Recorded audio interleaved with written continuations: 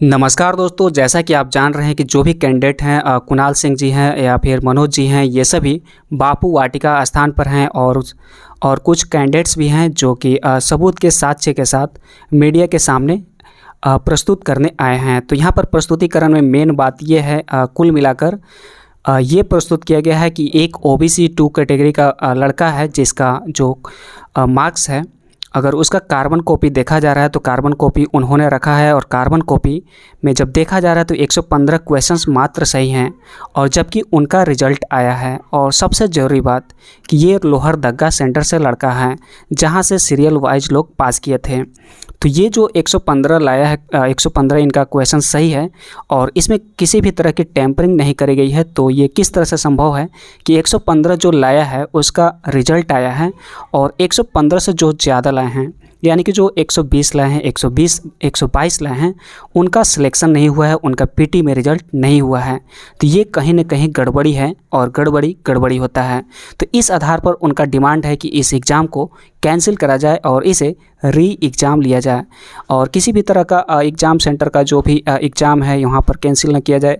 कुल मिलाकर इन लोग का मांग है कि इसका री एग्ज़ाम लिया जाए और ये जो एग्ज़ाम है उसे पूरी तरह से कैंसिल किया जाए।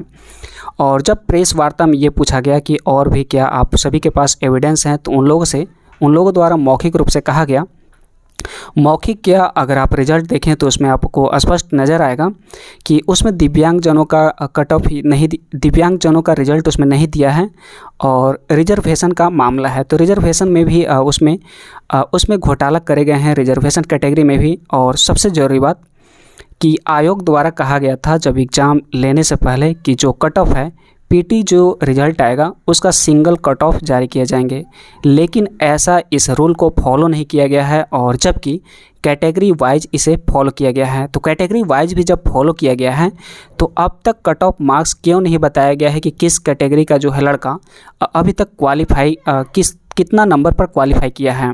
तो ये कहीं ना कहीं पूरी तरह से धांधली के सबूत हैं। और जब पूछा गया कि क्या और भी एविडेंस हैं JPSC के खिलाफ, तो कहा गया, कुणाल जी के द्वारा कहा गया, मनोज जी के द्वारा कहा गया कि और भी एविडेंस हैं JPSC के खिलाफ जिसे समय आने पर पब्लिश किया जाएगा, लोगों के सामने प्रस्तुत किया जाएगा। और ये जो सबूत है कहीं से न कहीं से पूरी तरह से भ्रष्टाचार हुआ है और भ्रष्टाचार ही होता है। तो इस सबूत के आधार पर इस एग्ज़ाम को कैंसिल किया जाए।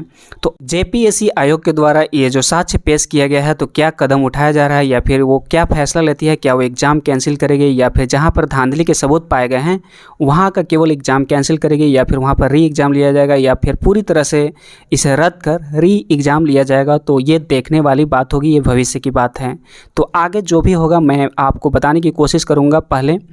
और मैं आप सभी से पूछना चाहता हूँ कि क्या ये साक्ष्य पूरी तरह से ये पर्याप्त है कि एग्ज़ाम को कैंसिल कर दिया जाए या फिर ये साक्ष्य इतना पर्याप्त है कि जहाँ पर धांधली के सबूत आए हैं वहाँ का रिज़ल्ट फिर से पब्लिश किया जाएगा या फिर वहाँ पर एग्ज़ाम फिर से लिया जाएगा, या फिर ये हो सकता है।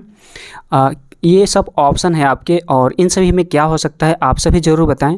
और एक ऑप्शन ये भी है कि क्या जो कट ऑफ है या फिर रिज़ल्ट है इसे फिर से रिवाइंड कर फिर से इसे सुधार कर पेश किया जा सकता है या फिर इसे फिर से पब्लिश किया जा सकता है क्या, और इन सभी में क्या संभावना है आप ज़रूर बताएं कमेंट बॉक्स में।